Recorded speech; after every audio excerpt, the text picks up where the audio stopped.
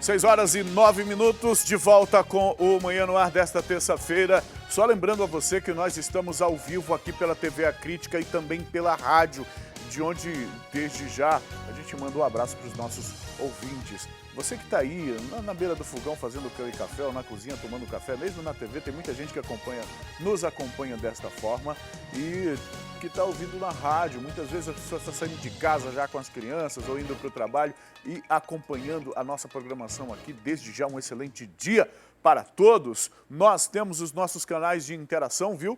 Aqui a nossa página do Facebook, a página do Manhã no Ar no Facebook, é onde você pode interagir com a gente. Há também os canais da TV A Crítica, os canais oficiais da TV A Crítica nas redes sociais. Em todas elas, você vai encontrar o canal da TV A Crítica, no Twitter, no Instagram e também no Facebook. Nós estamos ao vivo, além da TV e da rádio, pela internet. E na internet de duas formas. Você pode nos acompanhar na internet por meio do aplicativo, o A Crítica Play, a plataforma de streaming de vídeo da TV A Crítica, uma plataforma que é gratuita. Você baixa o aplicativo que tem essa logomarca que está aparecendo aí no seu vídeo, gratuitamente no seu smartphone, e passa a acompanhar a nossa programação e também a ter acesso aos conteúdos produzidos por todos os programas desta casa.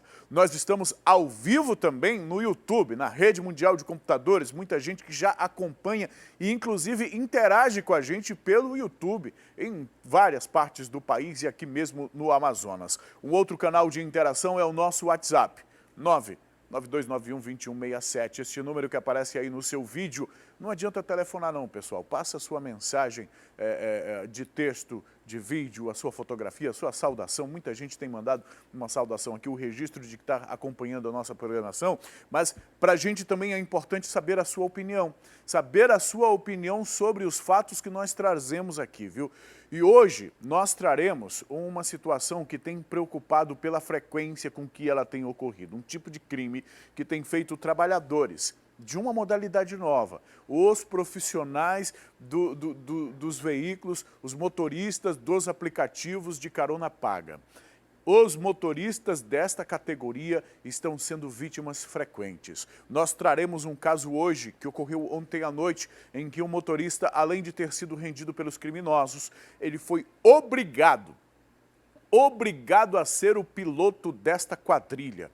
Agora, imagina você, esse motorista, além de ter o carro roubado, além de ser obrigado a ser o piloto desse grupo criminoso enquanto eles cometiam crimes, ainda foi obrigado a ser o piloto de fuga. Exatamente.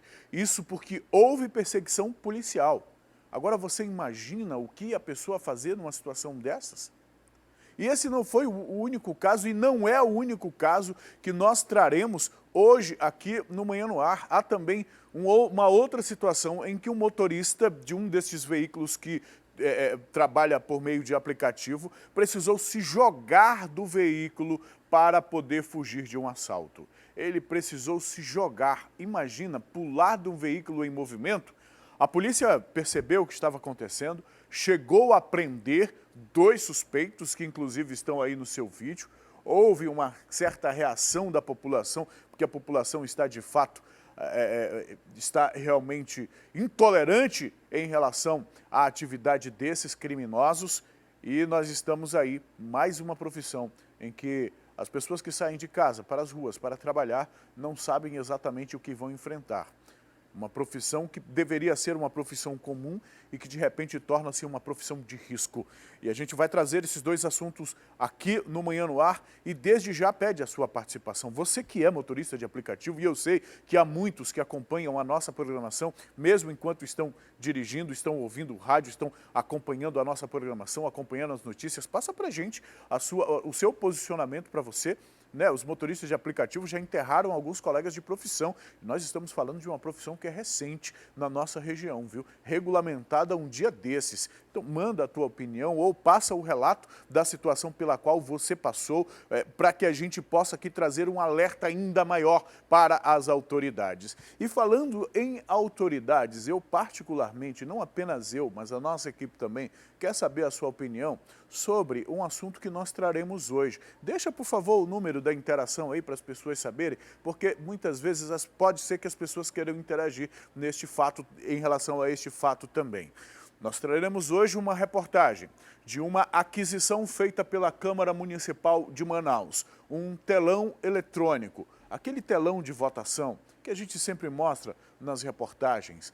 Este equipamento, que está em funcionamento agora na Câmara Municipal de Manaus, custou mais de R$500 mil. É moderno, uma tecnologia de ponta, uma tecnologia que permite, inclusive, ao vereador, no momento em que ele confirma a presença dele, as informações que a gente tem são essas, no momento em que ele confirma a presença, ou mesmo no momento em que ele fizer alguma votação, isso seja publicado instantaneamente, tanto no telão quanto nas redes sociais ou no site da Câmara Municipal de Manaus. É muita tecnologia, não é mesmo? Mas é muito dinheiro, mais de R$600 mil, mais de R$500 mil. Será que era preciso tudo isso mesmo para dar transparência a um trabalho que já deveria ser transparente? Qual que é a sua opinião? Nós estamos divulgando coisas assim, né, esses números astronômicos em relação ao poder público. Outro dia divulgamos uma parada de ônibus que custou R$207 mil. Agora estamos divulgando um telão, uma televisão interativa que custa mais de R$500 mil na Câmara Municipal. Qual que é a sua opinião?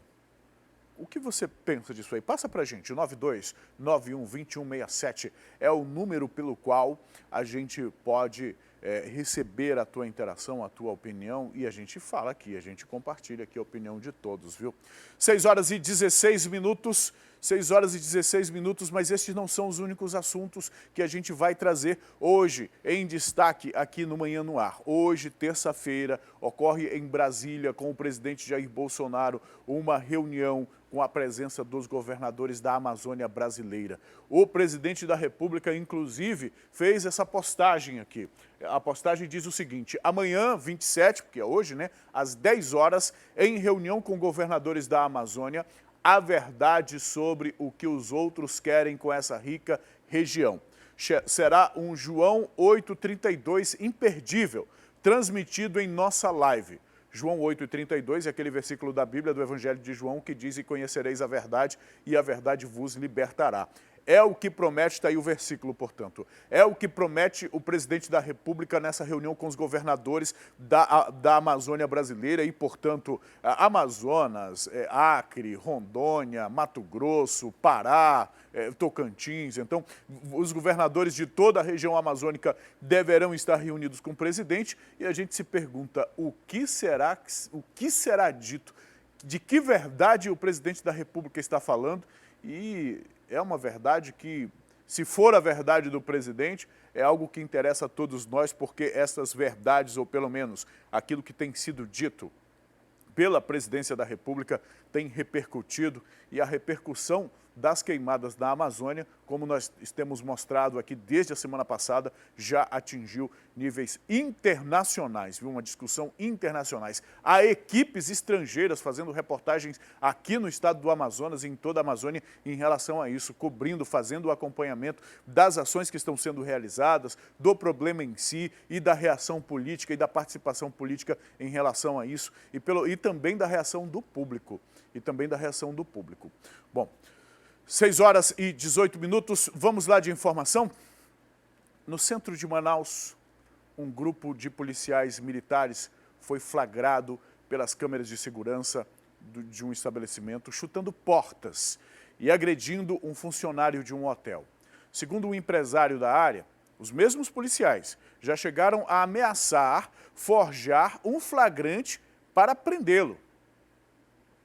Sexta-feira passava de 11h30 da noite, quando os policiais militares da 24ª Companhia Interativa Comunitária receberam um chamado de uma pessoa até agora não identificada. Eles vieram em um estabelecimento aqui na Rua Lobo da Almada, no centro da cidade. Eles então entraram, 3 policiais militares aqui neste hotel, 2 deles passaram aqui nesse corredor. O terceiro policial, quando identificou a presença de uma câmera de segurança aqui do estabelecimento, ele ficou parado aqui nesse ponto. O primeiro policial, quando avistou que um funcionário estava aqui na cadeira no corredor, ele já foi dando uma tapa no rosto desse funcionário e pedindo para que ele saísse do meio do corredor. E em seguida, esses policiais seguiram aqui nesse corredor do hotel e foram até uma porta lá no fundo. A primeira porta foi essa daqui. Eles chutam, duas moças estão aqui dentro. Elas saem bastante nervosas e os policiais seguem aqui no local. Já mais lá na frente, eles chutam a porta aqui do estabelecimento, jogam um funcionário dentro de uma sala onde eles guardam as suas roupas e continuam agredindo esse funcionário. Depois, eles seguem aqui e vão embora com a pessoa que chamou os policiais militares. O funcionário vem novamente, bastante desnorteado aqui no corredor, olha, conversa com algumas pessoas aqui do lado de fora e em seguida, sem aguentar de tantas agressões, ele cai aqui nesse ponto. Depois disso, a proprietária do hotel decide pedir providências. A polícia ela é para manter a ordem e não para ficar fazendo baderna. Se ele chegasse no estabelecimento como a lei determina, é uma outra coisa. Agora, chegar, batendo, agredindo meu funcionário, o nosso funcionário ele trabalha de carteira assinada, ele é registrado. E justamente para isso que a gente paga nossos impostos. E justamente para isso que nós temos nossas câmeras, que é para mostrar para todo mundo que a gente precisa de algo que aconteceu de errado, a gente tem como provar. Outro proprietário de um estabelecimento aqui nas Redondezas relatou à nossa equipe de reportagem que também já foi vítima dos mesmos policiais. Às vezes que eles vieram aqui, eles entraram, chutaram o vaso de lixo, agrediram, coisas que eles me disseram, que eu tenho 70 anos, que eu não posso nem falar aqui. Né? E a segunda vez que eles vieram, que foi recentemente, além de dizer que iam forjar um flagrante para me levar preso, me algemar, ainda agrediram meu funcionário. Isso é uma rotina deles. O senhor vendo as imagens de segurança do outro estabelecimento em que os policiais entraram e agrediram um funcionário, o senhor confirma que são os mesmos policiais? São os mesmos policiais. De acordo com a proprietária do hotel, depois que ela foi no comando denunciar esses policiais, uma outra equipe de PMs vieram aqui no local. Veio uma outra viatura com a outra equipe, querendo saber qual era o dano que eles tinham causado, que fosse o caso, eles até pagariam o dano. Mas não é isso que a gente quer, não é só isso que a gente quer, eles têm que pagar o dano que eles causaram no meu patrimônio, eles têm que causar o dano com o nosso funcionário, eles têm que mostrar, a gente tem que pagar com a sociedade, porque eles têm que fazer o serviço dele de fiscalização e não de estar badernando. Em nota, a Secretaria de Segurança Pública informou que os policiais foram presos em flagrante pela Diretoria de Justiça e Disciplina e liberados na audiência de custódia. A Corregedoria está aberta a denúncias de qualquer cidadão quanto ao atendimento e à conduta de agentes da segurança pública. As denúncias podem ser feitas por meio do telefone 36520793. As denúncias também podem ser feitas por meio do e-mail, que é o denunciacg@ssp.am.gov.br e ainda diretamente na Corregedoria, que funciona de 8 às 14 horas na sede da Secretaria de Segurança Pública, que fica lá no Shopping Via Norte. É um caso que de fato precisa ser investigado. A polícia só tem autorização para entrar em estabelecimentos privados se houver a notícia de um crime, a notícia de que algo esteja acontecendo lá. Como nós acompanhamos na reportagem, alguém chamou os policiais até o estabelecimento. Isso não justifica a atitude, a agressão gratuita e mais, na frente das câmeras.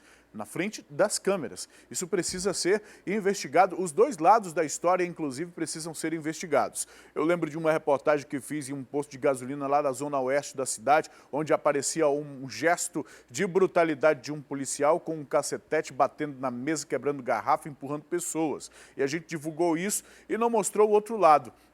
2 dias depois eu tive acesso a vídeo de que aquelas mesmas as pessoas que estavam lá estavam fazendo baderna, brigando, quebrando as coisas, e foram o pessoal do estabelecimento que chamou a polícia. Então, por isso que é necessário que seja feita uma investigação para, de fato, entender o que aconteceu, o que foi dito, de que forma as coisas ocorreram, para que as responsabilidades efetivamente sejam apuradas. Uma imagem como essa destrói todo o relacionamento que a Polícia Militar precisa ter para com a comunidade. Um relacionamento que é feito por meio da atuação das companhias interativas comunitárias. Então é preciso que esse relacionamento seja fortalecido. Ao mesmo tempo, os policiais precisam agir diante de qualquer irregularidade. É por isso, sim, que uma investigação precisa ser feita. 6h24. Olha só, o Bruno Fonseca está ao vivo, ele vai conversar com a gente, ele vai trazer agora as últimas informações policiais, o nosso Brunoso, que está lá na frente do Instituto Médico Legal. Bruno, muito bom dia para você. Olha só, familiares de um homem de 32 anos, não é isso ainda, né? Bruno, me fala os destaques, por favor, que você tem aí pra gente. Eu tô me embananando com o TP desde ontem, que eu tô meio atrapalhado aqui com o TP, viu, Bruno? Acho que é o início da semana, só se for. Fala pra gente aí, o que você tem de destaques, o que andou acontecendo de ontem para cá. O fim de semana foi ruim. Vamos ver se melhorou alguma coisa, Bruno.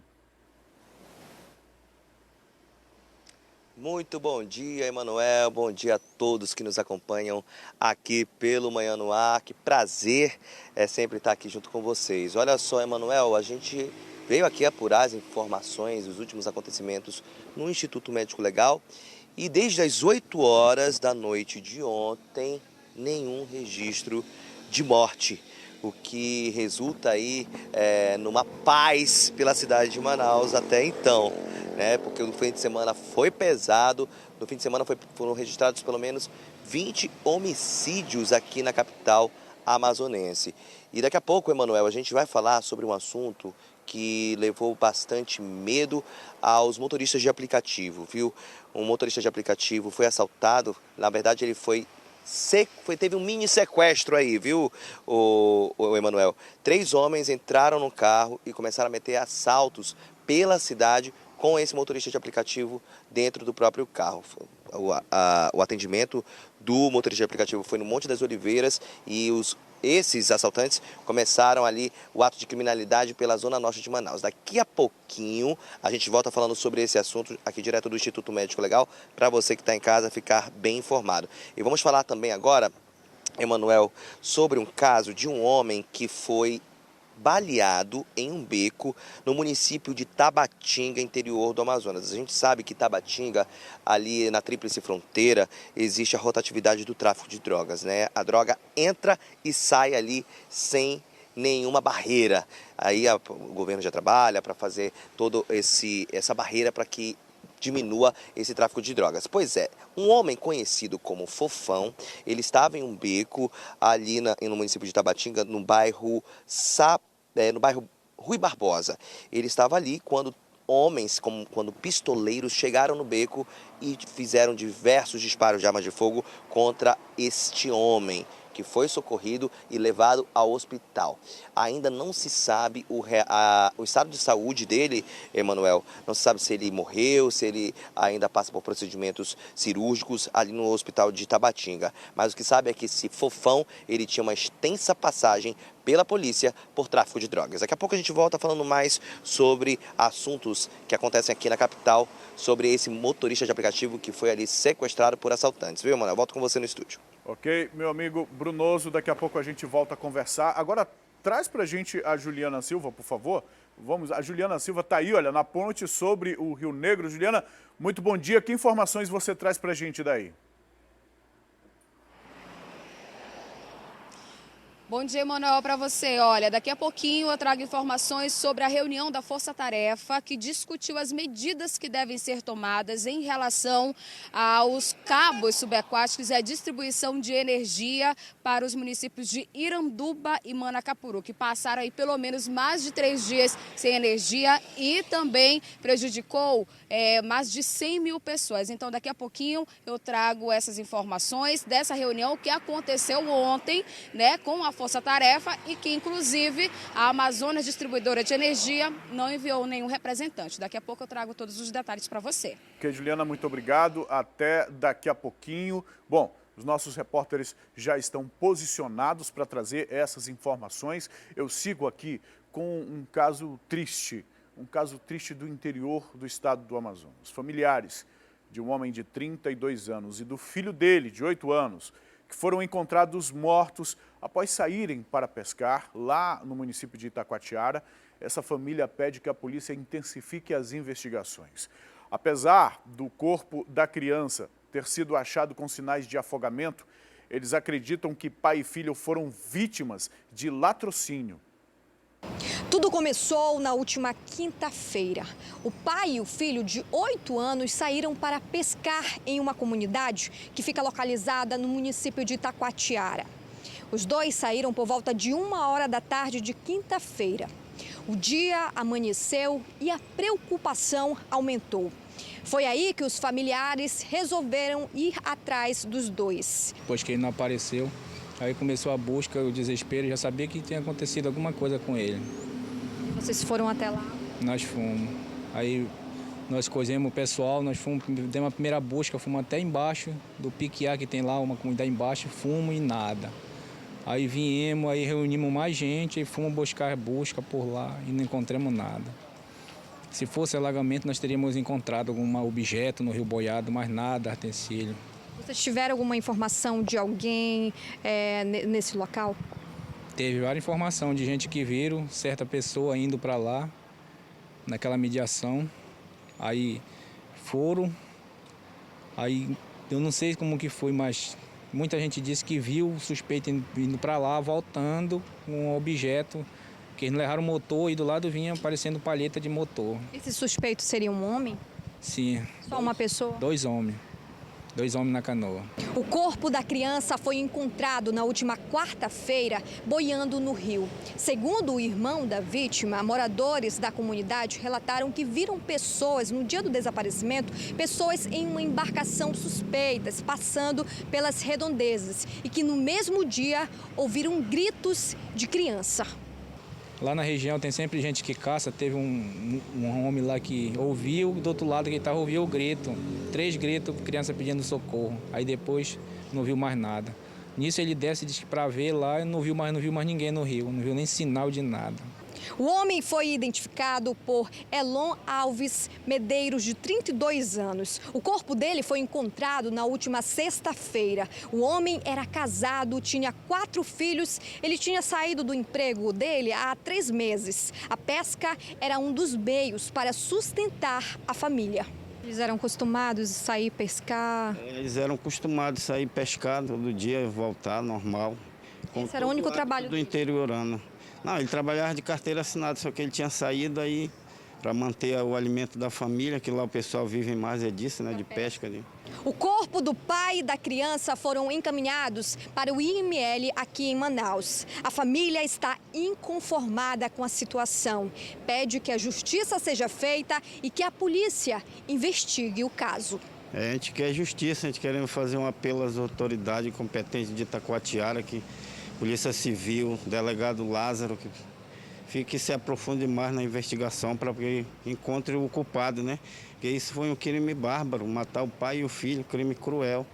Que mesmo que se fosse assalto, que matasse talvez só o pai, me deixasse a criança, poxa, mas foi os 2. Isso aí não se faz com ser humano. Triste, né? Desesperada com isso tudo que aconteceu, tragédia que só Deus sabe mesmo, mas... Vocês pedem justiça? Eles pedem uma justiça. Tem que ter justiça. Tem que dar um fim nisso, acabar com esses caras aí. O delegado de Itacoatiara informou que há 2 linhas de investigação desse caso. Uma delas é de que as vítimas podem ter sofrido um acidente e a criança morreu afogada. A outra hipótese é que as vítimas foram rendidas durante um ataque criminoso. Olha, na noite de ontem, um motorista de aplicativo foi sequestrado e obrigado a participar de assaltos realizados pela cidade. Esse assunto nós começamos a edição de hoje, inclusive, pedindo a sua opinião, a opinião dos motoristas de aplicativo que estão assistindo a nossa programação. E agora a gente vai atrás de mais informações sobre esse caso com o Bruno Fonseca, que está acompanhando. Bruno, explica como foi que isso tudo aconteceu. Parece que teve, inclusive, perseguição, né? Traz as informações para a gente, por favor. Mais uma vez, bom dia, Emanuel. Mais uma vez, bom dia para você que está em casa nos assistindo ao vivo.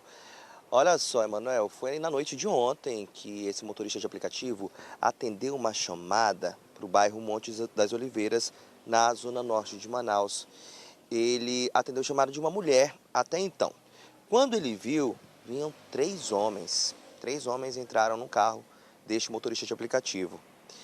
Foi quando eles chegaram ali na altura do Manoa, também na zona norte de Manaus, eles anunciaram o assalto. Colocaram o motorista de aplicativo atrás do carro, ali do passageiro, e começaram a assaltar pela zona norte, na Avenida Sumaúma.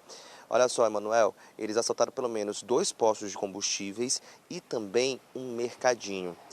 Teve perseguição policial, a polícia percebeu aí que esse motorista de aplicativo estava com assaltantes dentro do carro e no final de tudo, Emanuel, que a gente vai já ver a matéria do Rafael Tavares, eles acabaram com o carro desse motorista de aplicativo. O que a gente vê, né, Emanuel, esse já é o segundo caso de ontem para hoje, envolvendo aí motoristas de aplicativo que tem infelizmente, essa insegurança de saber realmente aí o que vai acontecer depois de uma viagem, né, Emanuel?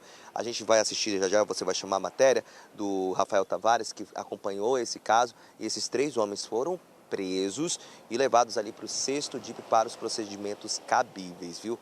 É uma insegurança que realmente os motoristas de aplicativo, tanto o taxista quanto o mototáxi, eles não têm, mas a gente sabe que trabalhos precisam ser feitos para que a segurança exista, né, Emanuel? Bruno, é o seguinte, Bruno, a reportagem do Rafael, se eu não me engano, é do outro material. Desse aqui as informações são contigo mesmo, então confirma para mim. Os 3 foram presos, como é que foi essa abordagem policial? Me fala as informações dessa abordagem aí, descreve. Eu estou acompanhando umas imagens aqui de 2 veículos de um acidente. Então, passa esses detalhes novamente para a gente, por favor. Sim, Emanuel. Eles foram presos, foi como eu acabei de dizer. Ele atendeu a chamada no Monte das Oliveiras, pensava que era uma mulher. Esses 3 homens entraram ali no carro, começaram a cometer assaltos pela cidade, viu, Emanuel? E quando chegou ali em uma parte do conjunto do Manoa, já no finzinho, na entrada do Manoa, eles colidiram com o carro porque a polícia teve que fazer uma barreira para poder ali deter esses bandidos. Foi quando eles colidiram com outro carro e a gente vê aí nas imagens, Emanuel, que o carro ficou aí totalmente destruído, acabando realmente aí com o trabalho desse motorista de aplicativo que estava ali ganhando o dinheiro dele de cada dia, quando se surpreende, né, com esse sequestro e foi obrigado a cometer esses assaltos junto ali, né, dentro do carro, o que realmente deixa muito triste esses motoristas de aplicativo, que eles trabalham todo dia para ganhar o dinheiro deles e infelizmente se deparam com situações como essas. A gente viu ontem aqui no Manhã no Ar, inclusive, né, Manuel, que assaltantes entraram ali no Santo Antônio, dentro do carro do motorista de aplicativo. O motorista de aplicativo teve que se jogar do carro, falando que foi assaltado. Ou seja, realmente está perigoso, tem que tomar cuidado. Ok, Bruno, muito obrigado pelas informações para você. Bom dia, bom trabalho aí na externa, no seu trabalho de reportagem. A gente segue aqui falando justamente desse caso que o Bruno está dizendo, viu? No domingo, um outro motorista de aplicativo se jogou do carro para fugir de um outro assalto. Isso lá na zona oeste da capital. A polícia avistou toda essa situação, conseguiu parar o veículo e prender uma dupla suspeita de cometer o roubo. Durante a ação, a população revoltada ainda agrediu os 2 homens. Os policiais do Batalhão de Choque estavam patrulhando na Avenida Brasil por volta de 9 horas da noite. Eles estavam patrulhando quando eles perceberam que um passageiro de um veículo que estava na frente da viatura se jogou de dentro do carro. Foi então que essa vítima gritou para os policiais: "É roubo". Os policiais começaram a acompanhar o veículo, que quando percebeu que os policiais estavam atrás deles, eles empreenderam fuga. Quando chegou na rua Leopoldina, no bairro Santo Antônio, também na zona oeste da capital, os policiais do batalhão de choque conseguiram parar esse veículo. Os 2 suspeitos foram presos pelos policiais e durante a abordagem de rotina, os policiais encontraram uma arma falsa que possivelmente teria sido usada aí durante esse crime e tantos outros que esses suspeitos devem ter praticado. Eu vou conversar agora com o Tenente César do Batalhão de Choque, que vai dar mais detalhes sobre essas prisões. Vocês perceberam aí que o passageiro se jogou, o tenente, do veículo, foi quando iniciou o acompanhamento de vocês policiais contra esses suspeitos? Naquele momento que a viatura encostou no veículo, o próprio motorista lançou-se do veículo e iniciou-se o acompanhamento. Nesse acompanhamento, infelizmente, vários outros carros foram batidos devido a essas pessoas que roubaram, mas no final conseguimos pegar os infratores. Tenente, o motorista chegou a falar algo, como ele foi abordado por esses criminosos? Ele passou algumas explicações, porém estava muito nervoso. No final acabou ficando bastante grato, mas é uma situação bastante traumática. Será se esses suspeitos eles iriam cometer algo com essa vítima, iriam matar essa vítima ou iriam deixar possivelmente? Eles relataram algo a vocês no momento da prisão, tenente? Infelizmente são pessoas que não têm nada a perder. Quando acontecem essas coisas, o principal objetivo é cometer outros delitos. Então o objetivo principal deles seriam efetuar outros roubos. Depois de dada a voz de prisão, o que vocês fizeram com esses suspeitos? Encaminharam eles para a delegacia? Eles já possuem algum tipo de passagens, tenente? Isso. As tropas especializadas estão sempre prontas para atuar nessas situações de extremo risco. Infelizmente, não houve o confronto, pois os mesmos se entregaram e foram apresentados no 19º DIP. Ok, tenente, muito obrigada pelas informações. Nesse vídeo gravado por algumas testemunhas que estavam lá no momento da prisão desses suspeitos, mostram a população agredindo esses criminosos. A população já está cansada da ação desses elementos que não têm o que fazer e vivem a vida fácil de roubar as pessoas de bem. Depois disso, esses 2 foram encaminhados para a delegacia e agora eles estão à disposição da justiça.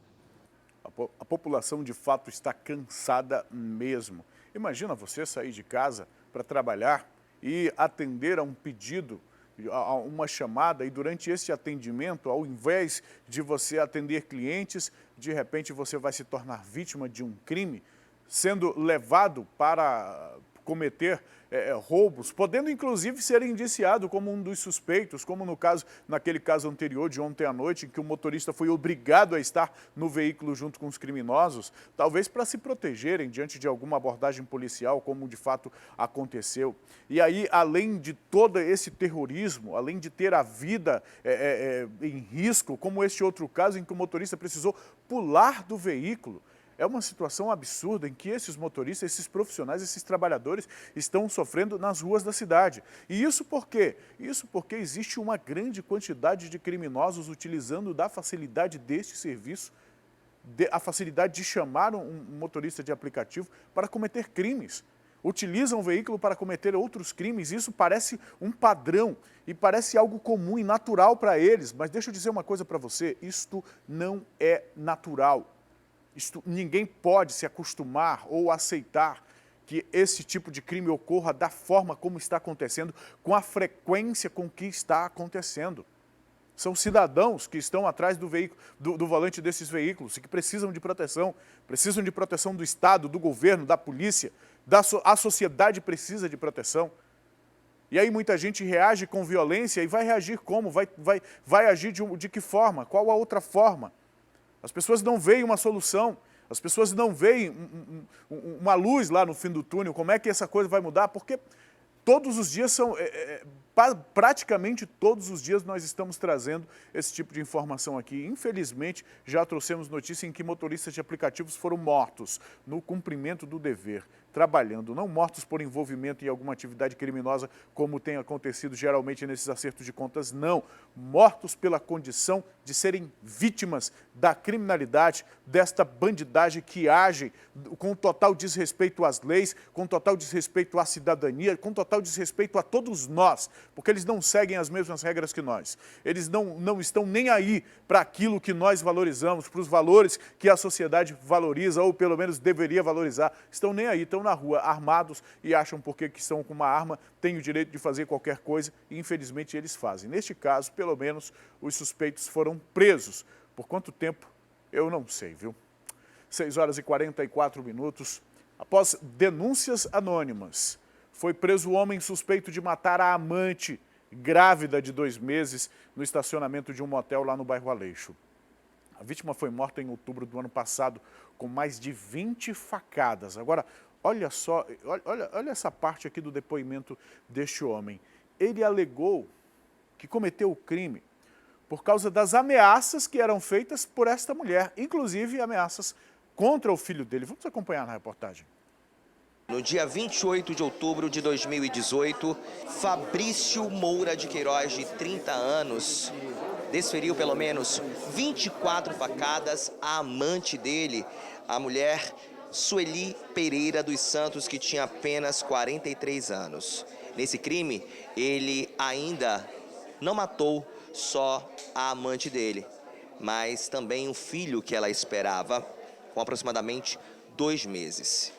Depois do crime que aconteceu dentro de um motel na zona centro-sul de Manaus, no Aleixo, ele saiu do motel e ficou pelo menos 10 meses foragido da justiça. A gente vai conversar agora com o titular aqui da Delegacia Especializada em Homicídios e Sequestros, doutor Paulo Martins.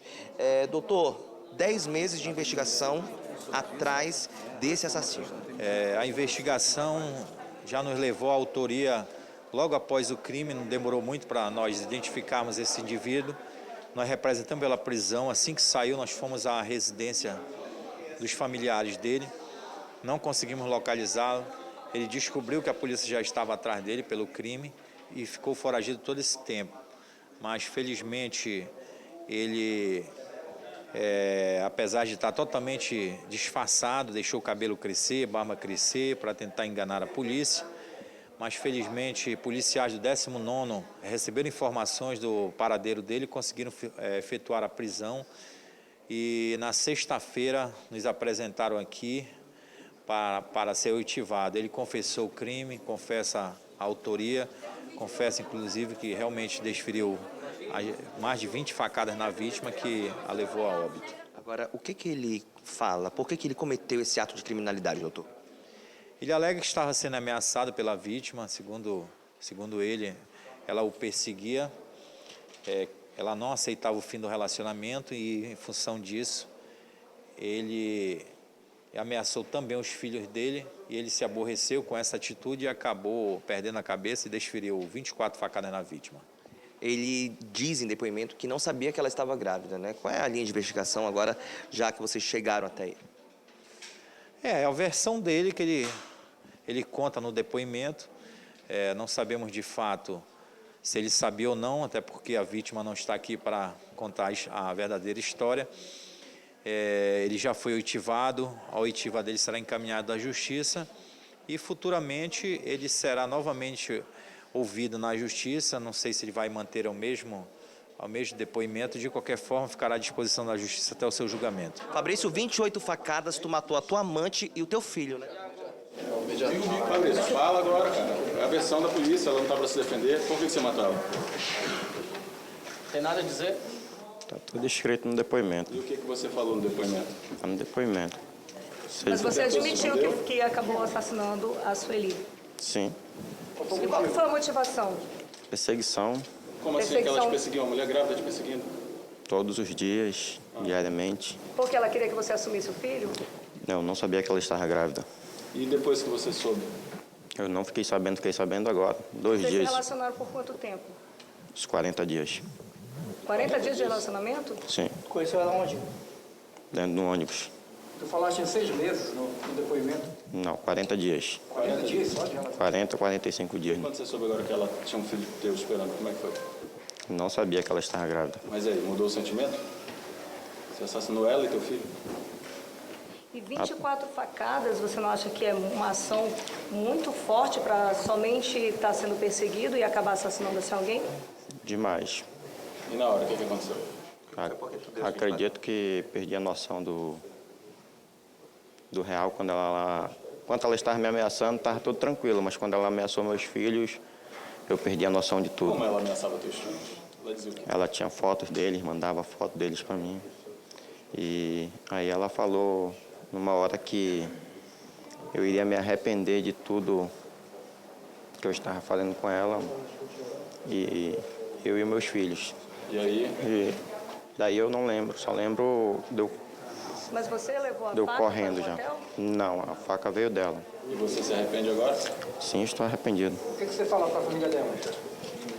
Eu estou arrependido. Arrependido? Tu tá arrependido? Sim. Sim, senhor. Agora, Fabrício vai ser encaminhado ao Centro de Detenção Provisório Masculino. Eu não sei quanto arrependimento ele pode ter e assim, o que eu sei é que nenhum arrependimento que ele tenha vai trazer esta mulher de volta. E ela também não vai estar aqui para contar a versão dela, como o delegado bem falou. Ele diz que ela o ameaçava. Mas que ameaça é essa? Como uma mulher pode ameaçar um homem? Será que não era ameaça de contar que eles tinham um caso, porque afinal de contas era amante? Será que não era esse tipo de ameaça?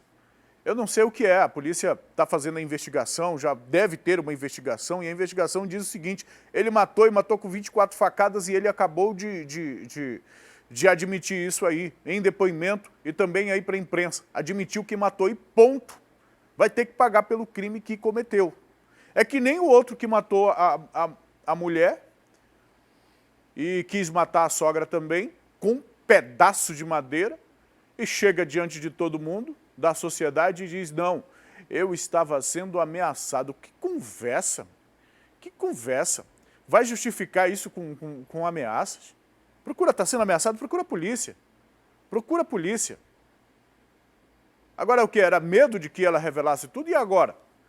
E agora? Estava foragido, foi preso e precisa realmente pagar pelo que fez. É uma situação absurda que revolta a todos nós. Eu fico pensando neste momento como não se sente uma mulher que já foi vítima. Você que está assistindo a gente agora, que já foi vítima de violência doméstica, de homem abusivo, quando vê uma notícia como essa, assim, muita gente que está sob ameaça deve ficar com muito medo pela própria vida, e pessoas que conseguiram se livrar devem olhar e ter lembranças muito tristes, muito tristes.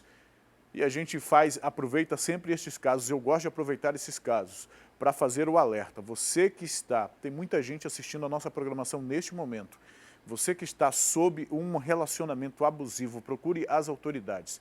Não deixe a coisa degringolar até terminar numa situação como essa que não tem mais volta. A morte não tem mais volta, não tem mais como resolver essa situação aí. Não há mais possibilidade de diálogo, não há mais possibilidade de denúncia, de nada. O cara vai ter que ser preso e cumprir pelo que fez, mas em relação à mulher acabou, parou ali. Então você, meu amigo, que está sendo ameaçada, procure a polícia, denuncie. E o homem também. Se você está numa relação que é abusiva, está sofrendo ameaça, coisa e tal, denuncie, procure os mesmos canais.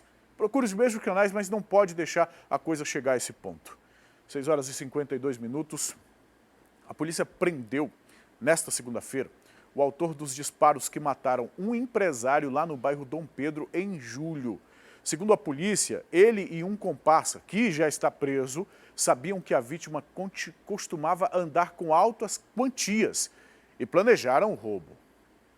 Esse caso foi elucidado pela Polícia Civil. O mandado de prisão preventiva contra Eduardo Costa foi expedido e foi cumprido. Ele é suspeito de ter assassinado a tiros o empresário Ian Fernandes, que trabalhava no ramo de confecções. Mas Eduardo não praticou esse crime sozinho. Ele, juntamente com o comparsa identificado como Tasso, receberam informações privilegiadas, aquela famosa fita dada. Ficaram sabendo que esse empresário era acostumado acostumado a andar com altas quantias em espécie, dinheiro puro. Com essas informações, eles circularam há alguns dias no bairro Dom Pedro à procura desta vítima e anunciaram um assalto no momento oportuno. Ian estava saindo de casa juntamente com a esposa e o cunhado, tinha acabado de abrir o portão da garagem quando foi surpreendido pelos dois criminosos que queriam cerca de 20 mil reais. Ian chegou a falar que só tinha 900 reais, ele chegou a reagir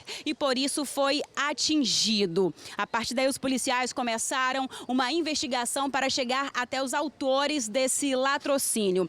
Ainda no flagrante, os policiais chegaram até o Tasso, o condutor do veículo, que contou à polícia uma história diferenciada, disse que não sabia que se tratava de um crime e que era motorista de aplicativo e que tinha apenas dirigido o veículo para Eduardo. Só que essa versão foi descartada pela polícia. Esse homem foi preso em flagrante e agora, praticamente um mês depois, os policiais conseguiram prender o segundo autor desse crime, que será apresentado aí para a imprensa. Alguém passou o serviço, né? E a gente volta a falar sobre o caso do médico legista suspeito de matar o atual marido da ex-companheira. A nossa equipe conversou com o titular do 6º Distrito Integrado de Polícia, que investiga o crime. Segundo o delegado, o homem afirma ter sido chamado pela ex-mulher para resolver um caso de violência doméstica. O médico legista Sidney Carvalho Cavalcante, de 55 anos, está preso desde o último sábado, preventivamente pela Polícia Civil. Ele é suspeito de ser o autor do homicídio de um vigilante identificado como Edivaldo Santa Rita de Almeida Filho, de 30 anos. Esse crime ocorreu na rua 160, do bairro Cidade Nova, na zona norte da capital, nas primeiras horas da manhã de sábado. De acordo com informações repassadas pela polícia, o médico legista foi até o local a pedido da ex-companheira, que já estava casada com esse vigilante. Nós vamos conversar agora com o delegado titular aqui do 6º Distrito Integrado de Polícia, delegado Jander Mafra, que vai dar mais detalhes sobre tudo que foi dito aqui pelo autor. Delegado, ele prestou depoimento ainda no sábado, né? Contou tudo o que aconteceu e ele mesmo se apresentou aqui no 6º DIP. Ainda no sábado ele se apresentou, não no 6º, mas para os policiais que foram ao local do crime, né? Se apresentou, entregou sua arma e passou a contar a versão dele, que ele foi chamado para atender um socorro de violência doméstica, né? Contra a ex-esposa. E ao chegar no local ele se deparou com a vítima que aplicou-lhe um golpe, né? Tentando tomar sua arma, e com isso ele teria atirado na perna para que a suposta vítima não, na verdade a vítima não tomasse a arma e fizesse outras vítimas. E com isso ele atingiu uma região mortal, né?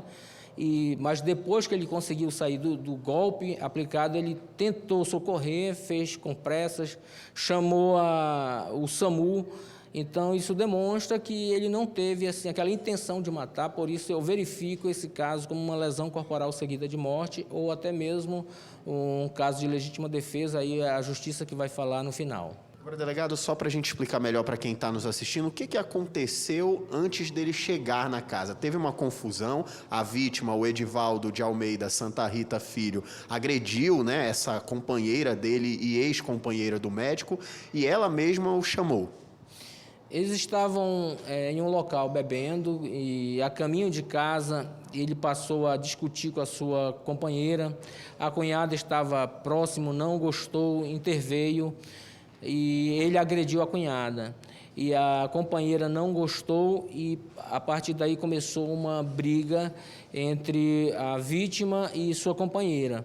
Só que a sua companheira pegou um momento em que ele estava distraído, foi ao banheiro e ligou para o suposto autor, inclusive informando que havia um ladrão na casa, para que chamasse a atenção dele, né?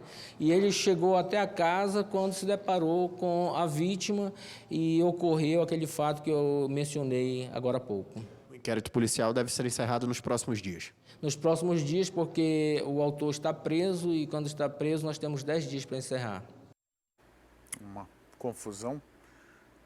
Mas como o delegado disse, a justiça deverá avaliar que tipo de crime, né? Se foi legítima defesa, lesão corporal grave, mas pelo que afirmou o delegado está convencido de que não foi um homicídio, aquele que se comete com a intenção de matar, viu?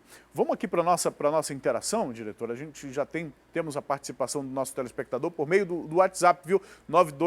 9291-2167 é o nosso número. Bom dia, Manuel. Bom dia a todos.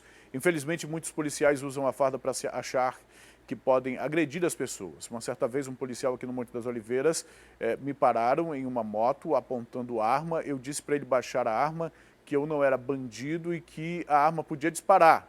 O mesmo disse que se a arma disparasse seria acidente de trabalho e disse que eu estava numa área vermelha. Eu falei que não era porque eu estava passando em uma área vermelha que eu era bandido. Nem todos ali na comunidade onde eu passei eram bandido.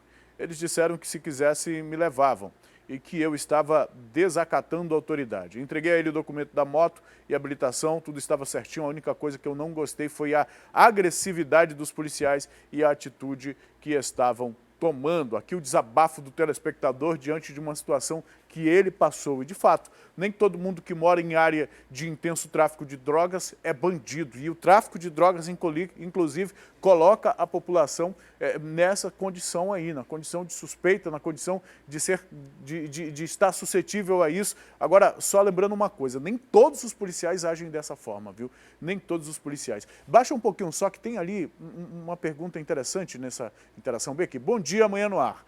Qual o órgão que pode parar com essa farra de gastos do nosso dinheiro, com o nosso dinheiro? Será que ninguém está vendo isso? Será que podem fazer o que quiserem com o nosso dinheiro e fica por isso mesmo? Tem alguma coisa que nós podemos fazer para parar com essa farra de gasto onde muitos estão ganhando? Eles estão se referindo a uma reportagem que eu comentei ainda há pouco e daqui a pouquinho a gente vai exibir, viu? Que é sobre o painel eletrônico da Câmara Municipal de Manaus, que custou mais de R$500 mil. E olha, há como cidadão denunciar sim, para o Ministério Público, ao Ministério Público de Contas que deveria fazer esse tipo de verificação, de fiscalização, então o cidadão tem como atuar sim, viu? Este aqui é o painel de 600 e tantos mil reais, é um painel moderno que está agora funcionando na Câmara Municipal de Vereadores aqui de Manaus. O painel que, de acordo com o que foi divulgado pela Casa, é possível agora que os vereadores, a gente acompanhar a votação dos vereadores, tanto lá no painel quanto pela internet, inclusive a presença deles. O painel tem esses recursos tecnológicos e talvez por isso ele custe mais de R$500 mil. É isso, né? Daqui a pouco a gente traz essa reportagem aqui, viu? São 7 horas da manhã, neste momento a gente encerra a nossa participação na FM O Dia, na 93.1, agradecendo a companhia dos nossos ouvintes. E amanhã, a partir das 6 da manhã, a gente se encontra novamente, nesse mesmo horário e neste mesmo canal, viu? Aqui pela televisão, a gente segue até às 8h30 da manhã, pela TV e pela internet, e desta vez trazendo informações do interior do nosso estado. Lá em Canutama, no nosso interior, a Polícia Militar apreendeu dinamites, cartuchos de espingarda e coletes à prova de balas, viu? Um homem foi preso durante a ação policial. Todos os materiais ilícitos estavam escondidos próximo à casa do suspeito, identificado como Josimar Aguiar de Souza. A polícia chegou até a ele depois de uma denúncia anônima. Ao todo foram apreendidos 290 cartuchos de diferentes calibres, um colete balístico e bananas de dinamites. Esse caso aconteceu no último sábado no município de Canutama, mas foi registrado na delegacia de Humaitá. A partir de agora, esse homem deve esclarecimentos à justiça. 2 corpos com sinais de tortura foram encontrados no conjunto João Paulo, na zona norte de Manaus. Uma das vítimas estava completamente despida e a suspeita da polícia é de que a dupla tenha sido executada em uma invasão próxima ao local e depois descartada no terreno. Os 2 corpos foram encontrados por volta de 7 horas da manhã aqui na rua Dom Jackson, no bairro Nova Cidade, João Paulo, na zona norte da capital. Foram os moradores que passavam aqui no local que avistaram esses 2 homens que estavam jogados aqui neste terreno. Eles estavam com as mãos e os pés amarrados. Ainda é possível ver as cordas que foram usadas para amarrar essas 2 vítimas que foram torturadas antes de serem mortas. Aqui também ainda é possível ver as roupas usadas por uma dessas vítimas aí. Um deles estava totalmente despido. Para a polícia, esses 2 corpos podem ter sido jogados aqui nessa área e terem sido mortos em outro local, possivelmente em outra invasão aqui próximo a essa área aqui da zona norte da capital. Para a polícia, ainda se trata de uma execução dessas 2 pessoas que foram torturadas antes de morrerem. É uma execução, é uma tortura, né? Foram muito machucados, né? E claramente tortura que eles fizeram. Então é algum problema de acerto de contas, provavelmente. Primeiramente, chegamos no local através do acionamento do CIOPS, já iniciamos as diligências necessárias, né? Para tentar identificar esses 2 rapazes que foram torturados e foram desovados nesse terreno. A gente, pelo tudo que consta, não foi feita essa tortura aqui aqui nesse local, né? Provavelmente ter sido algum ramal aqui nas proximidades ou até na invasão, né? Que há várias invasões aqui nessa região do cidadão, João Paulo, e pela madrugada ter sido desovado aqui por um veículo, né? Que tem uma marca aqui no terreno de um veículo, né? Que entrou nesse terreno e desovou esses 2 indivíduos aqui. Depois de todos os procedimentos da equipe da perícia técnica, esses 2 homens foram encaminhados para o Instituto Médico Legal ainda sem identificação. A Delegacia de Homicídios e Sequestros agora vai investigar esse caso e tentar chegar na autoria e na motivação desse crime. Após as investigações, a polícia constatou que os 2 homens identificados como Juan e Rayan Alencar Gadelha eram irmãos. Uma família que perde aí 2 irmãos para o crime. A gente não tem informações, isso ainda está sendo investigado, né? Nesse primeiro momento foram identificados de quem se trata e a partir daí é levantado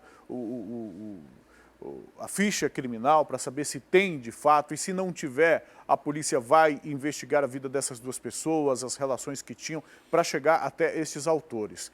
Mas é um movimento que é compatível com a guerra que nós vemos acontecer nas ruas da nossa cidade, com outras execuções que nós já vimos acontecer na nossa capital. Execuções, mortes relacionadas ao crime, relacionadas sobretudo ao tráfico de drogas, que é o principal motivo pelo qual estão matando e pelo qual estão morrendo. E o resultado de toda essa atividade criminosa, e eu gosto sempre de enfatizar, quem compra, quem consome, por mais doente que esteja, é quem financia. Tudo isso aí, porque essa atividade criminosa existe por conta da economia por trás disso. E lá na ponta, os resultados são estes. A morte. Os 2 resultados possíveis e prováveis para quem entra no mundo do crime, para quem entra na vida do crime. O primeiro deles é a cadeia. Não necessariamente nessa ordem, primeiro ou segundo. Porque nesse caso, esses 2 jovens aí, o resultado foi a morte mesmo, que é o segundo ou a outra alternativa para quem entra no mundo do crime. Os chefões estão bem protegidos, como a gente comentou ontem aqui, como a minha diretora gosta de comentar sempre. Estão bem protegidos os chefões. Protegidos por conta do dinheiro que essa economia gera, na casa, no círculo social dessas pessoas que estão comandando, ninguém acha drogas, ninguém acha armas, porque eles estão acima de qualquer suspeita. Ou mesmo nos presídios de segurança máxima, onde eles estão com toda a segurança, e mesmo assim de lá conseguem determinar, mandar, comandar as execuções, as dissidências. De lá os chefões estão brigando. De lá os chefões estão brigando. Gente do mesmo grupo criminoso estão brigando entre si, e isso a gente se vê manifesta nas ruas. Isso se manifesta nas ruas, em maio deste ano dentro das cadeias aqui em Manaus, com as 55 mortes, e quase todos os dias nas ruas da cidade. E quem é que sofre? Ontem nós mostramos aqui um pai chorando, um pai lamentando a morte de um filho. Hoje há mais uma família que está aí, olha, lamentando, pranteando 2 vidas que se foram, 2 jovens que se foram para essa atividade criminosa. Infelizmente, esta é a nossa realidade, a realidade da criminalidade na nossa região e a realidade de quem decide ou decidiu entrar para o mundo do crime. 7h07, a gente segue agora de informação ao vivo, porque lá em Manacapuru, viu, em Manacapuru e Iranduba, a gente tem acompanhado essa situação da energia elétrica, do problema com a energia elétrica, desde o rompimento daqueles cabos lá, e esta população continua sofrendo com constante apagões. Ontem ocorreu uma reunião com o Ministério Público, uma audiência pública entre o órgão, né, e a força-tarefa que verifica essa situação dos municípios e a população. Sobre isso eu vou conversar com a Juliana Silva, a gente falou com ela ainda há pouco, ela estava aí na ponte. Juliana, fala pra gente sobre esta reunião, o que foi tratado, o que o Ministério Público foi lá e o que efetivamente ouviu dessa população.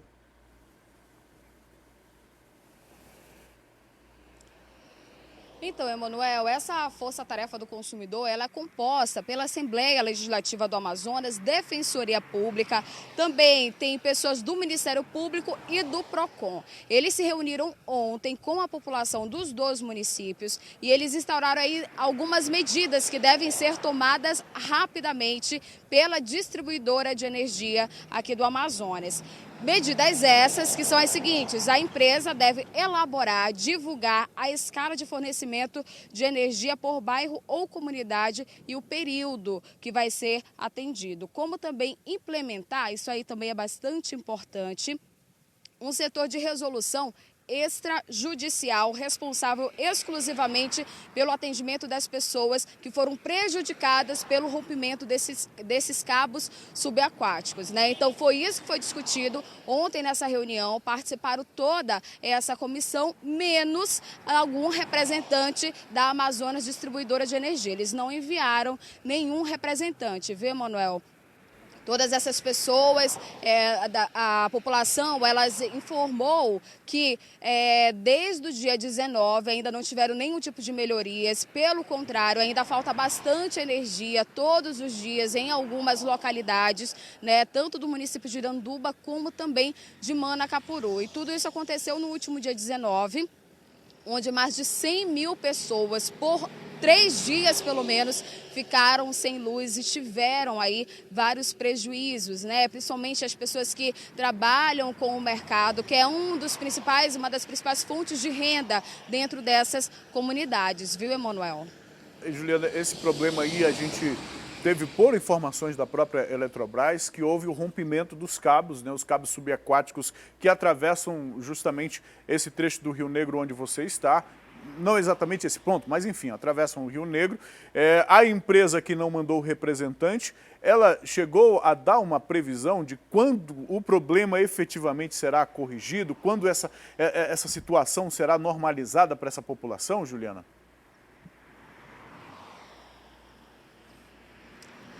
Chegou sim, viu, Emanuel? Ela falou justamente, inclusive, para a reportagem do jornal A Crítica, que está disponível hoje nessa edição, que todo o problema vai ser resolvido até o dia 19 de outubro. Os trabalhos começaram agora no dia 9 de agosto, né? Existem 2 equipes trabalhando em prol, né, dos ajustes com esses cabos, que inclusive a distribuidora de energia também informou que não há mais possibilidade desse problema ser recorrente, acontecer novamente, apesar de ter acontecido 2 vezes o furto desses cabos subaquáticos. Então ela falou que agora a potência desses cabos vai ser maior e por isso as pessoas não vão mais conseguir nem tocar neles por conta da voltagem. Mas o que ela explica é que até o dia 19 de outubro tudo vai ser normalizado, Emanuel.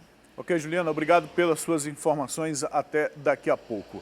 Olha, pelo menos desta vez existe uma data, existe um prazo. Não é o prazo que os moradores dessas cidades esperavam, né? Porque afinal de contas já tem um tempinho que essa situação está assim. E a gente espera que seja mesmo como a concessionária diz, que não haja a possibilidade disso voltar a acontecer. Mas se voltar a acontecer, porque acidentes ocorrem, a ação de criminosos, isso a gente sabe que ocorre também. A ação de criminosos. O que é necessário ter? É necessário que a empresa tenha a possibilidade de atender ou de reagir ou de resolver o problema no menor curto espaço de tempo. Se esse material é todo importado, seria importante ter aqui em Manaus, na sede da empresa, algum tipo de material que possa fazer essa manutenção. Para a gente não acompanhar essas situações, essas imagens aqui, a gente acompanhou durante esse período a população revoltada, reivindicando, justamente por conta dos transtornos que estavam enfrentando e ainda estão enfrentando com os constantes cortes no fornecimento de energia, como a Juliana reportou para a gente, viu? E olha, ontem, vocês lembram que nós recebemos aqui mensagens de moradores de alguns bairros de Manaus informando que estavam sem energia desde domingo. A gente explica agora o que de fato aconteceu. Em nota, a Amazonas Energia diz que recebeu mais de 400 chamadas após o temporal do último domingo.